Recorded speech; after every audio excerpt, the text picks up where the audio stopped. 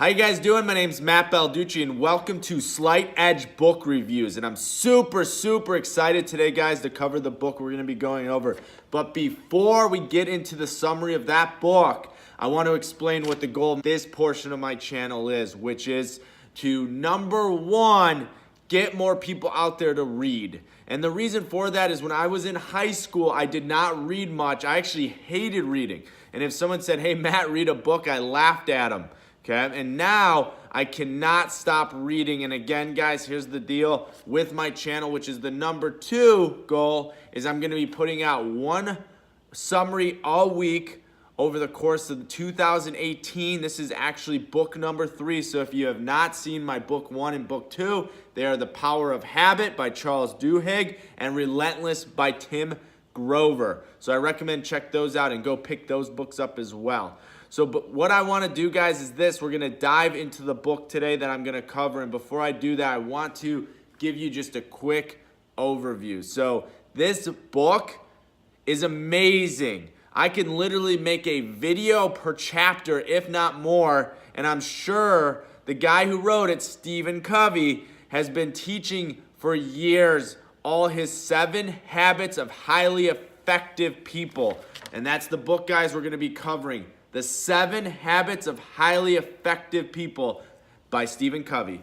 So what I want to dive into, like I said, is this, is you need to right now stop what you're doing, go to Amazon, and download Audible onto your phone, okay? It is a program where you can listen to books on your cell phone, on your computer. It's what I use to be able to get through one book a week and listen while I'm driving and at the gym, which I've mentioned in my last couple videos, is when I do most of my reading, because those are 2 of the times during the day that, 1, I'm already having to drive, and 2, I love to work out, but it allows me to knock out 2 birds with 1 stone. So those are just a couple quick tips. Now, here's the last tip with Audible, is you can actually up the speed that you listen to the book. So I actually typically listen to a book between 1.5 to 2 times the speed. You can go all the way up to 3 times the speed if you're really good at listening.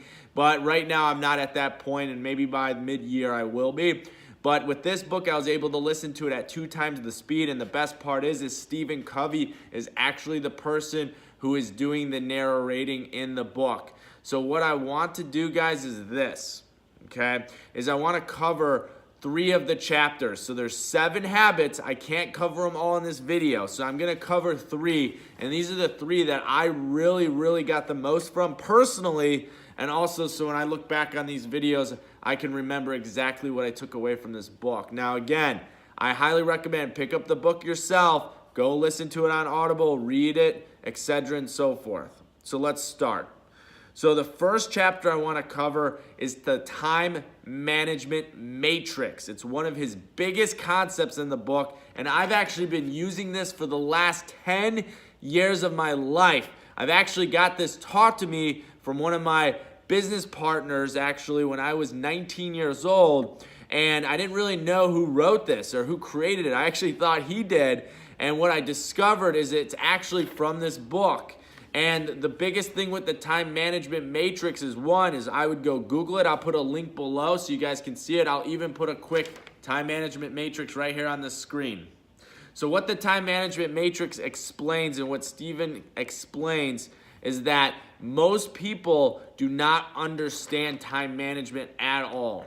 And that planning is by far the most important part of your life, and here's why. There's 4 quadrants, which again, on my YouTube channel, I have a 3rd portion, which is success principles, and one of them is my time management video, which actually covers this very basically, but I want to hit on it right now because it's so important from this book, guys. And there are 4 quadrants. So quadrant number 1 is urgent. Quadrant number 2 is not urgent. Quadrant number 3 is important. Quadrant number 4 is not important. So again, I'll put that up here on the screen for you guys to see it. And here's the deal. When you intersect any of those are different quadrants of different things in your life. And if you understand the time management matrix, you can actually be as successful as you want and really control your time. So here's the quick synopsis of each quadrant. okay? So the first quadrant, which is urgent and important, is the stress quadrant. This is where fires are going on at your job. This is when you get home and the dishes aren't done, right? This is when basically you're running around with your head cut off because it's urgent and important and it needs to be done right then and there, and you have to get it done, right? So that's called stress. And most people live in that realm, right? Because you see it all the time where you have that friend, no matter what, they're always running around with their head cut off, and here's why: they procrastinate. So that's quadrant number one, okay? Quadrant number two is urgent and not important. And the best part about this one is that a lot of people live here as well. Urgent and not important. That is pretty simple. I actually have it written down here on my sheet. It's actually where most people actually live most of their life, where they're doing things because they're urgent, like checking your email and replying to an email, but they're not important at that moment. And this is basically called the unfocused quadrant. And why is it called the unfocused quadrant? Is because most people in this quadrant are living a very unfocused life. And what I learned from this is that you can do everything in your life, but when you're sitting down and you're focused on, for instance, me, I'm going through my bodybuilding journey. When I'm at the gym, I'm at the gym. I shut down, other than I am listening, obviously, to books. But those are the only two things I'm doing. I do not take a business call while I'm there. I do not reply to an email. I do not do the unimportant things at that moment, because at that moment, the most important thing is for me to get my workout in and for me to educate myself via Audible, okay? The third quadrant, right, is the success quadrant.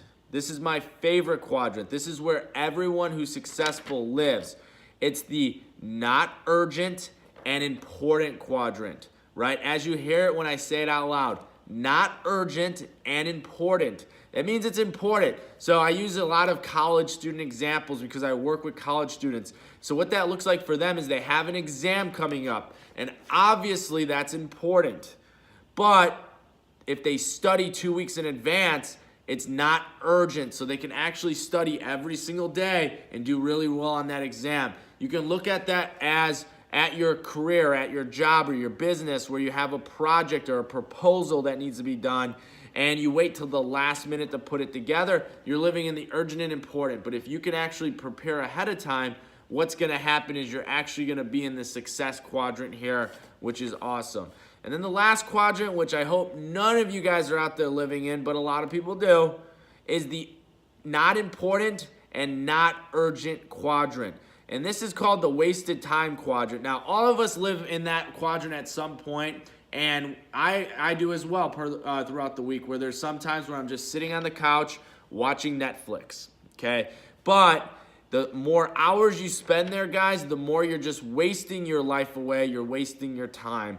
And again, as you guys can see, I'm super passionate about this. And again, watch my YouTube video, which is the time management video. I go into it a little more thoroughly, and I think it's awesome. Okay, so that's the first chapter and the first concept and the biggest concept I took from this book, and I think everyone out there should learn time management. I don't think it is taught in colleges, and I don't believe that people focus enough on understanding what are those things and where do they fall in their quadrants. So a quick tangible thing, excuse me, a quick tangible thing I want you to do right now is I want you to pull out a piece of paper, and I want you to write out this quadrant on your sheet, and I want you to put all the things you do in your life under each quadrant and figure out how you can live in the important and not urgent quadrant more often. Okay, the second tangible thing is subscribe below, guys. Please do that for me. I would really appreciate it. As you can see, I'm going to be giving out a book review a week. And again, these are awesome for me. I love it. And I'm going to be coming back at the end of the year and rewatching all of these and remembering what I took from each of these books. Okay, so the second concept I took from this book is the Think Win-Win chapter. Okay, so what does that mean? What did he mean by it? Is he went through it very thoroughly, that there's a win-win, there's a lose-win, a win-lose, a lose-lose, a win-win, no, or a lose-lose, no solution. Okay, And so he went through those things very, very thoroughly. And the cool part, guys, about it is that what he explains is that in life, you're always trying to look for a win-win, even in negotiation. And it's funny because I had one of my business partners actually the other day tell me that most negotiations end where both parties are really upset. That's not good, guys. And that's not how business should be done. There should always be some sort of win-win at the end where both parties walk away feeling like they won. And again, I teach sales. That's what I do. I'm a business and sales consultant. And one of the things I teach my sales reps is that when you're negotiating with a client or you are trying to make a sale, all that matters is they win and you win. As a salesperson, you win if they sign the contract. On the other end, the client wins if they get the right package. Okay, so that's the win-win situation, guys, that you should be looking for. And again, I know I just covered that very briefly, but that's what you're looking for. If the word lose is in any side of the party, I don't care if you're the winner, it's going to come back and bite you in the butt long term. Now again, Stephen Covey covers all of these concepts for multiple aspects of your life. That's one of the coolest things that I really, really like about him. His last chapter, chapter 7, right? We're not going to have time to cover that in this video, but chapter 7 was actually by far the best ending of a book I've ever heard. And what he covers in that, guys, is unbelievable. What he explains the 4 different things that you should be looking for in your life to be successful, and I love it. But the last and final thing I'm going to cover today, guys, is his chapter on synergy. Okay, so if you don't know what the definition of it, I have it right in front of me, which is the whole is greater than the sum of its parts, right? You probably heard that a million times, that people who have synergy, or businesses that have synergy, or organizations that have synergy, or teams that have synergy, right, are the most successful. And what that looks like is that everyone in your business, everyone in your group, what you actually want to look for is you want to look for their strengths and their weaknesses and basically figure out how you can balance each other out. So I work with a lot of different companies and a lot of different business owners, and some of them have business partners. And so what I explain to them is they need to figure out their strengths and their weaknesses, and ultimately what it has to come down to on the back end is they need to figure out how it can work together. Same thing goes in your marriages out there, right? You got to figure out how you and your wife or you and your husband can actually work in a synergistic way. Now again, as you hear in the definition, the whole is greater than the sum of its parts. That means that once everything comes together, it actually creates a much more effective business, marriage, friendship, relationship, whatever the group is, it becomes better and stronger, right? I'm going to use a kind of a geeky example here, but when you think about that, I want you to think of the movie Power Rangers, right? Where once they all come together, they become the Megazord. And in the Megazord, they become way more, basically become stronger than they are in their individual Zords, which again, it's a little geeky. It's one of my favorite movies back when I grew up. And it's the truth, though, is they can beat anybody once they all come together. And if one of them is missing, they lose that aspect of their group. So here's the deal, guys. I'm going to wrap up. What can you do with this book? How can this help you? This book is for anyone. It actually gave me tons of advice how I'm going to raise my son, who's a 1-year-old right now. And there's multiple examples. And Stephen Covey uses real life in his life examples, which I really appreciated as he explained how he raised his kids, how him and his wife's relationship evolved along the way. And obviously he talks about business, which if you're watching this and you're looking this book up, that's what you're probably reading this about, or you're just trying to become a more effective person. So here's the deal, guys. Subscribe below. As you can see, I'm super passionate about the books I'm reading. So subscribe below. Okay, like this, comment if you have read this book and what was your biggest takeaway, and please give me a comment if you enjoyed this, and if there's any other books you want me to summarize over the next year. I do have a list already, but if I get enough people to tell me the same book, I will switch my list up. And again, guys, thank you so much for tuning in. Check out my other videos. I have 2 other series going on, which is my journey as a bodybuilder. Obviously, this series, which is my book reviews. And then I have success and sales principles, which are really, really cool, and those are done in my studio. So I will talk to you guys later. Good luck. Read, divide, synergize, and conquer, and let's win. I will talk to you soon.